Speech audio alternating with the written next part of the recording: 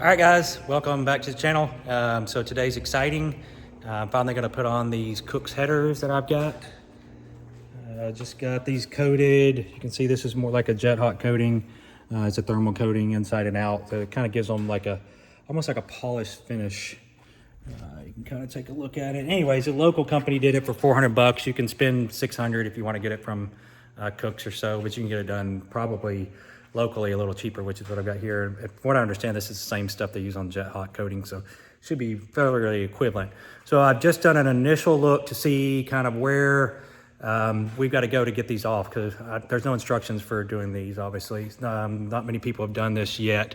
So I'm just trying to figure out what's the best way to get these headers out of here. So that being said, I want you to take a quick look in here through this little opening right here in the underbody. You can see most of your bolts. I don't know how well I'm getting that, but you can get access to most of the bolts on both sides. It's gonna be a little dark in this one, but both sides, basically, you can get access, it looks like, to all of the bolts, just a little tight, at least from the bottom side. So I think, my guess is, I can get all the header bolts out from the bottom, and then on the top of the car, I'll put this down in a second and show you guys, but basically you're gonna have to pull off your strut braces, the little towers that kind of go across, and then you're gonna have to, what looks like maybe pull off some of the EGR stuff to get the headers up and out, and then of course on each side where your cats, or if you've got cat deletes like me, you're gonna have 3 bolts on the top that come off. So it doesn't look like that bad. I don't want to jinx it. And then of course you got to disconnect the O2 sensor, but we're going to get started on this. I'm hoping this I could be done in a couple days, maybe faster. Depends on how well I can get to these bolts. It doesn't look nearly as challenging as I initially thought, now that I've got this opening here that I can see through. So I thought I was gonna have to pull the inner fender liners and try to get that off to get access to shoot straight in, but I don't think I'm gonna have to do that. So we're gonna try to do that with minimally pulling anything off the car except for on the top of the engine. I think we can get these headers out. So we'll see. Obviously there may be multiple ways to do this, and this is just the way that I'm gonna do it. And I'm sure they'll find a better way moving forward, but this is the way that I'm gonna do it. So, okay, so driver's side is very straightforward. You can get them all off in like 5 minutes. See, it's already loose. 13 millimeter bolts. I got them loose with the regular deep well, and then just use my normal Craftsman. I could actually get them off from there, with just an extension socket. And so that's pretty much it. This side is easy peasy. I mean, that was like, it's not even been 10 minutes, we're already loose. I don't know if this is the right combo of doing this first or doing the top first, but I went ahead and did this. This is setting, I guess looks like maybe the oil pan, looks like it's what it's hitting on. No, actually it's got a shielding. It's hitting on that shielding that's keeping it there. So it's got a heat shield coming off the head. Okay, and you can kind of see there. So all the bolts are out, that side's loose and ready to go. So that was easy peasy. Now we just got to go to the other side, where I'm not looking forward to as much because of the oil reservoir. So we're going to get started on this side, and I'll let you know kind of have any hiccups. But 13 millimeter, pretty straightforward. Pull this off. There you go. This side, okay. You won't be able to use your electric ratchet up on the corner bolts. The best way, you have to do the inside one blindly from here to get it, but you can see it's loose. It's really hard to capture this because it's really tight and everything's loose. All 5 bolts took probably on this side maybe 35 minutes because it was just a little bit more pain. So I've got everything loose from the bottom.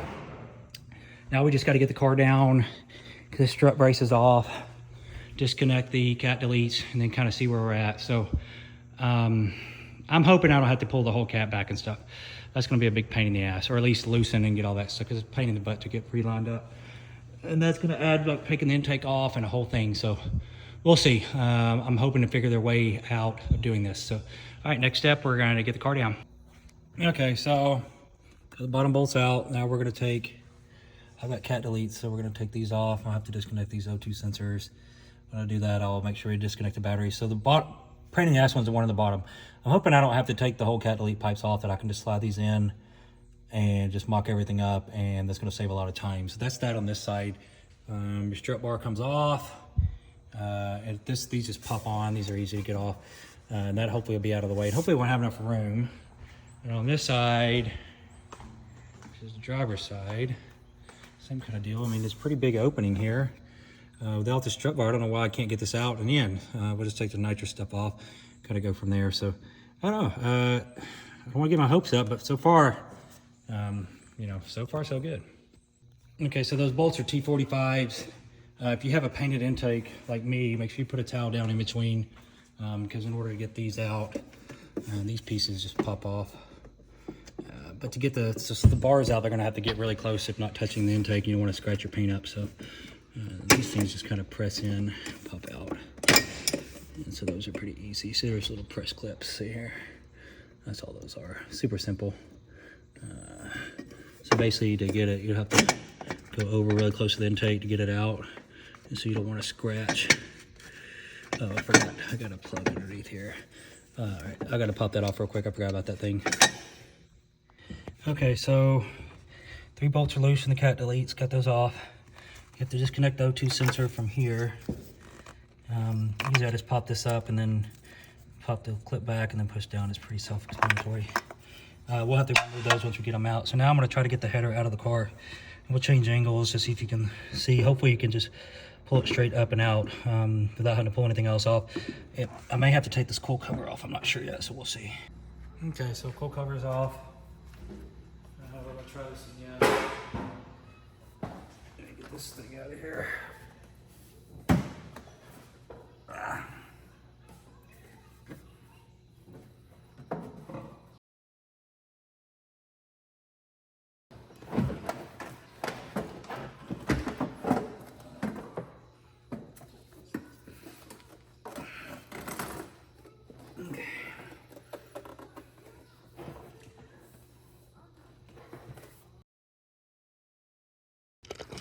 Okay, so this is it, the heat shielding,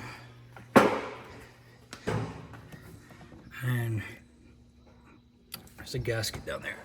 Let's get this there. Okay. All right, now let's compare these headers real quick. Okay, something I've noticed, so here's our factory gaskets. They say GM on them, obvious what side they go on. These are the Kooks gaskets. I don't know if you can see on here, but when you put these together, the Kooks gaskets, see, look where the bolt holes line up. All right, so let's line this one up, line that one up, I'll line this one up. They're slightly smaller. Anywhere you put them, the diameter of the Kooks is slightly smaller in their gaskets. I'll put them on the header itself and kind of see them meet, but these are not cut exactly the same. So that's something to keep in mind. Also, I'm not sure which side is the head side on these. I'm assuming there would be instructions somewhere, but I'm assuming this is the head side. Either way, they're definitely different. So I'm wondering if I'm gonna reuse my OEM gaskets, to be honest with you. Depending on how they made up to these Kooks, because there's a difference in this. You can see it when you really look at it. Like they're slightly smaller. So that's in theory that could cause restriction, depending on how the actual gasket's set on the header.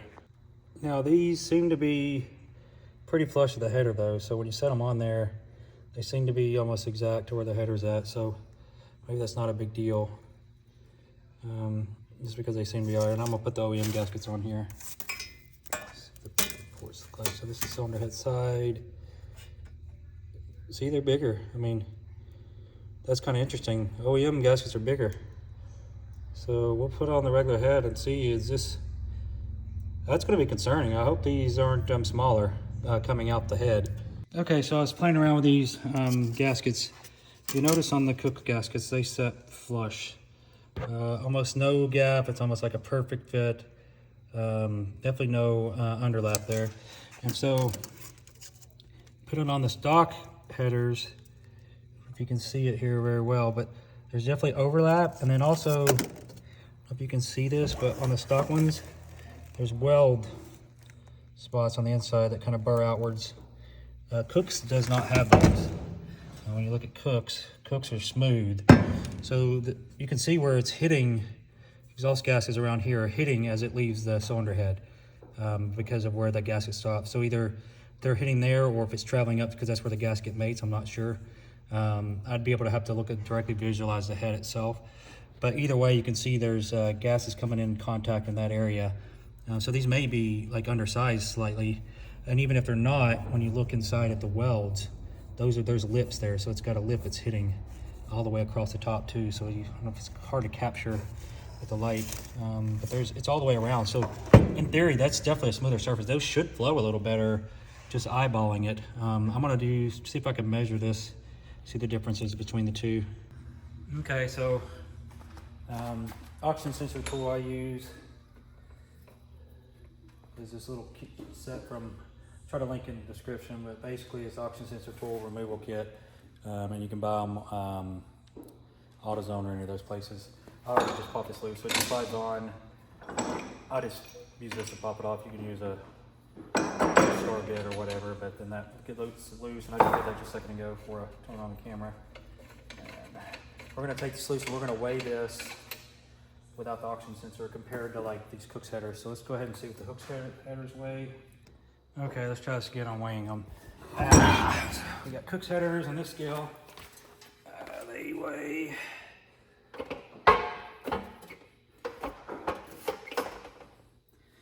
14.2 pounds, about what that other one showed. And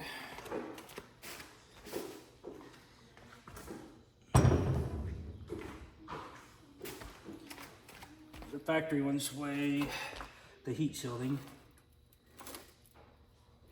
Get them on there. 16.8, so 2.5 pounds on this side difference, weight savings between the two without the oxygen sensor. So that's interesting. I thought it'd be more than that, to be honest, but okay. Okay, so now this isn't advice, but this is what I do. So it doesn't tell you to do this instruction. I do run copper seal on all my connection points, just extra layer of protection. These don't have any of those gold lock rings, so I just don't trust it. I don't know why, I just don't, but I put that on there. And so that's what I do. So do what you want, but that's what I do. Okay guys, so something I found interesting. So I'll show you my tool. So this is zeroed, all right, there's 0. All right, now we're gonna measure the diameter of our stock tubing, okay, first. And let's see here. But those ridges that I told you about earlier, and then as this goes in, you'll see, okay, so that's about where we're at. So we are 2.42, you can see that, 2.42 inches, okay? Now let's go over to the Kooks. I can set this inside the Kooks header pretty easily. And then let's measure this one out. Okay, so then that one's even, let's pull it out, 2.54. And so there's a diameter difference leaving the header. So that's not, to sound like a lot, but when you're turning that kind of RPM and moving that kind of air, I think that's probably significant. So it wouldn't surprise me if these do make a little more power. There is a little bit bigger diameter. So let's look at the runners. See what those look like. I'm gonna do basically a length and a width. So, all right, these are 2.2 inch. That's on the width. Can you see that? So make it so you can see it. It's probably hard to see, but here we go. 2 inch, 2.01. So I'm gonna set these in Kooks headers.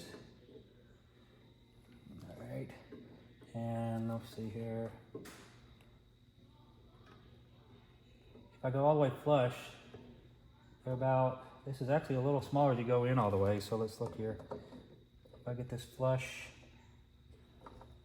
2.01, let's do the same runner. This is 194. That's the same one. That's the same runner over there. Actually, no, that's the same runner. So for the outside runner, it's slightly smaller at 193.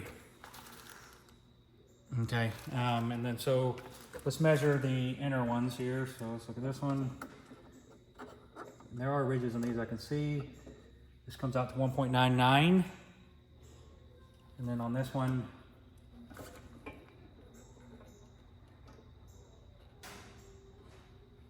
2.01. So they're kind of like offset each other basically, depending on which one you're looking at.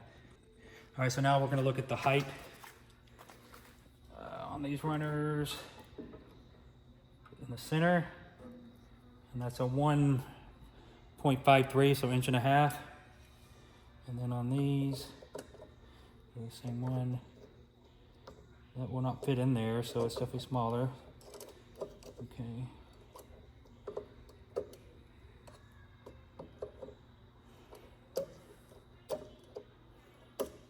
Okay, about 1.5, pretty close. But as you put it in, it hits that lip, and that's where the problem runs. So then if you put it on the actual lip of where that weld is, try to measure it, 148.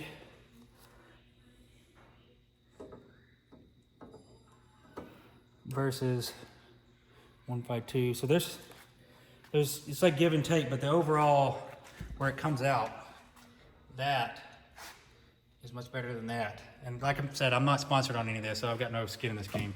So we got a 2.5 pound weight savings. We've got a larger diameter. This is kind of a wash, but I do feel like with these ridges and stuff, these are gonna flow a little better just from the smoothness alone. So I think it's better quality. I'm tempted to pull all this heat shielding off. I don't know if I really feel like doing all that and comparing the tri-wise setup, but we're just gonna put it on the car now. I feel a little bit more confident that this is gonna do better, at least based on what I'm seeing. So I'm just gonna go ahead and start getting these put on the car. And you can look inside these, they look pretty good. Let me shine the light. I can't get these in the light here. But anyways, all right, and then our areas right here where it welds up, these are a lot thicker on the stock ones. That's probably where some of that weight comes from. These flanges are huge, like thickness wise, a lot thicker than the Kooks, probably by like 1/8 of an inch or something. But anyways, hold on, Charlie. All right, so on this side, because you've got your EGR stuff coming over, this is gonna have to be disconnected. It's a 3/8 quick disconnect, and that'll pull that out of the way. I may have to take cool covers off over here too. It's a little tighter because we've got these lines, so I don't know how that's gonna play into this, getting this out, but we're gonna try it. We'll try it without the cool cover off, and then I'll take it off if needed. So, okay, so hold on, Charlie. So we're hitting two places. There's a coolant line, I believe, runs over there. See the coolant or AC, I think it's coolant. And then the cool covers. So I gotta take those loose, and then I gotta figure out if I gotta take that coolant line. I hope not.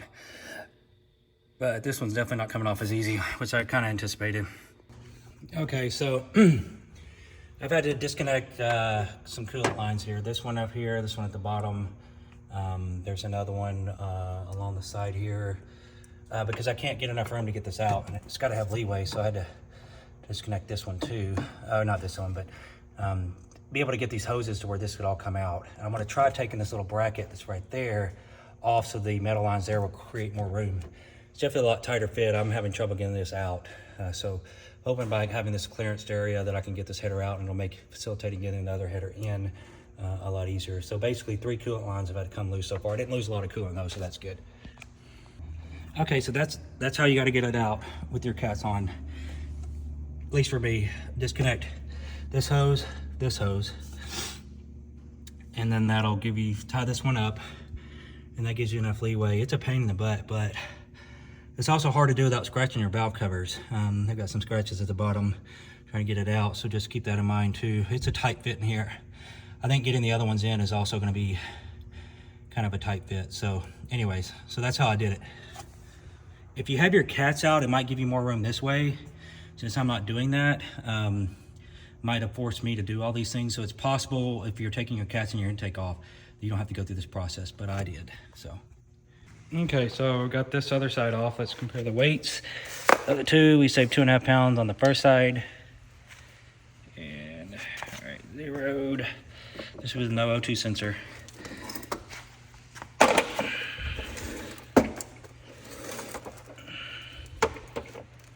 Okay, 16.6 pounds. I think that's identical to about what that other one was. All right, now let's grab our cost.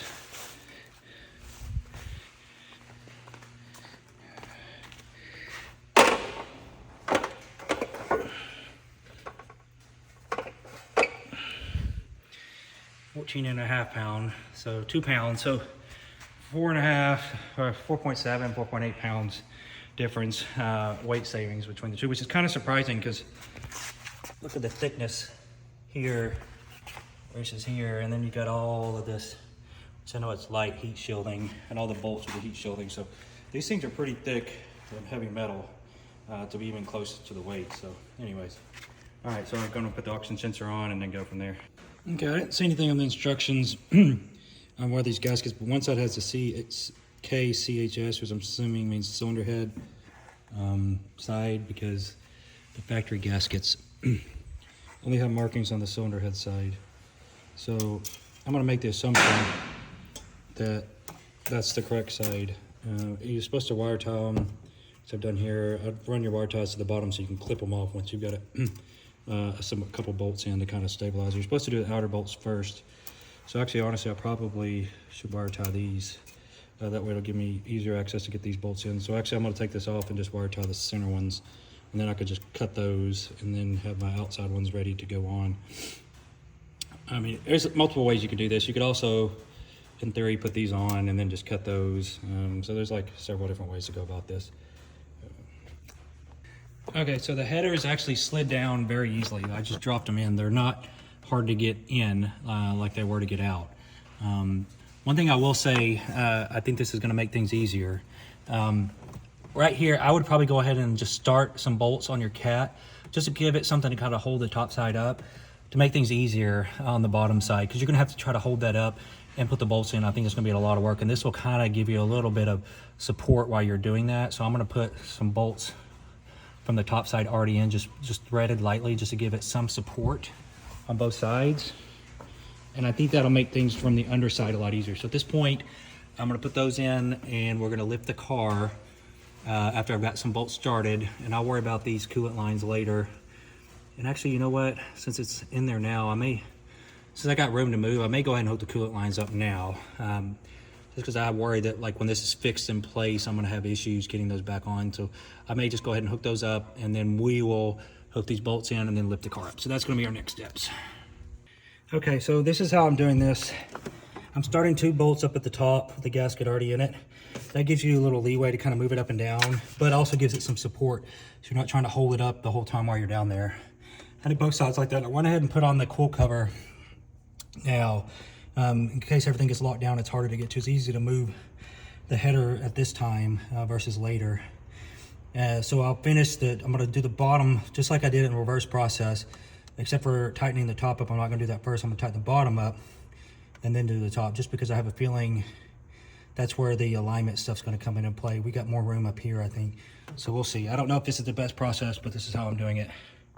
One interesting thing, these come with this locking set of nuts.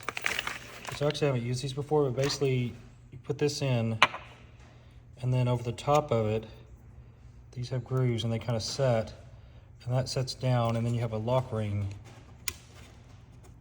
And that lock ring goes in here and slides in there, and that locks this down. And basically that allows this to where if this tries to travel out, it's going to hit the header and then not be able to do that. So you put these in after the fact, which is kind of interesting.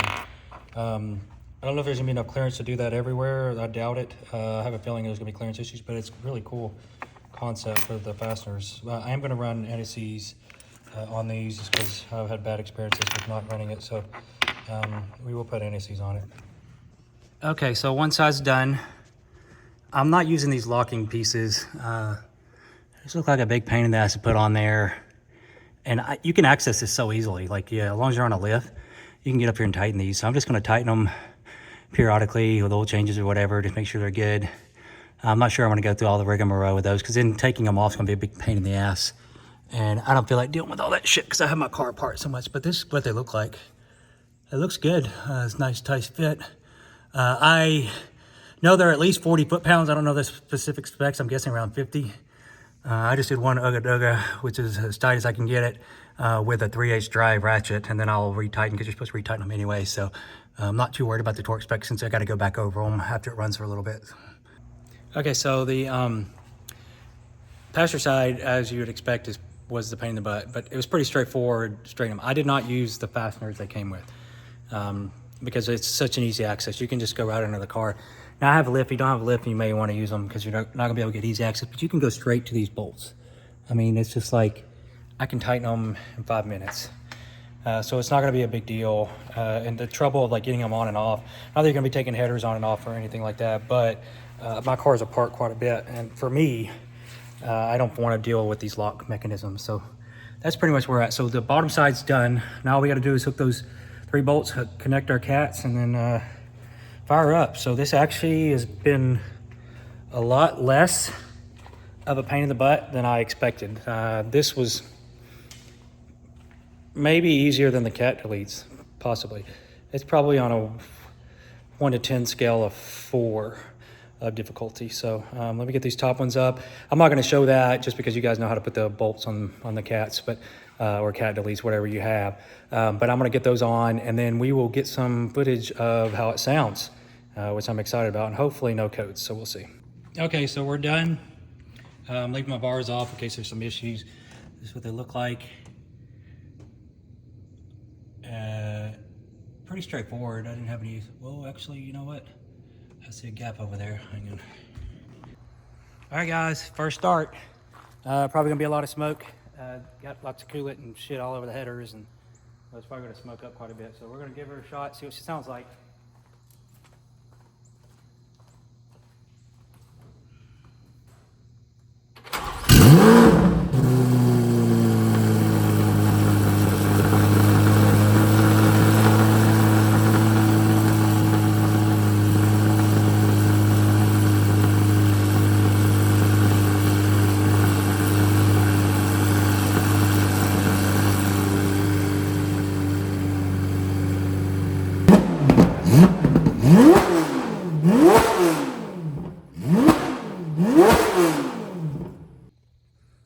Okay, I think I was in tour mode, so now I'm gonna have it in Z mode, which will be with the valves open. That was with my valves closed.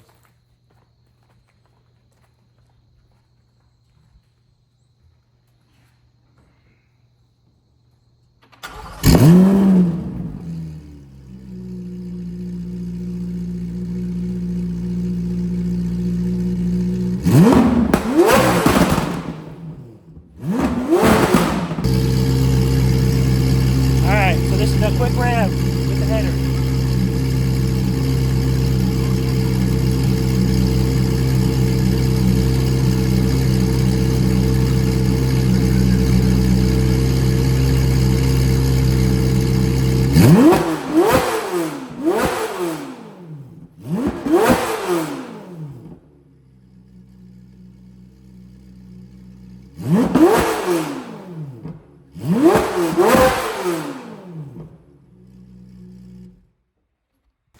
All right, we're gonna do a cold start with the decimal meter. And we'll see, it's a little windy out, so let's keep that in mind. Make sure you guys can see this. All right.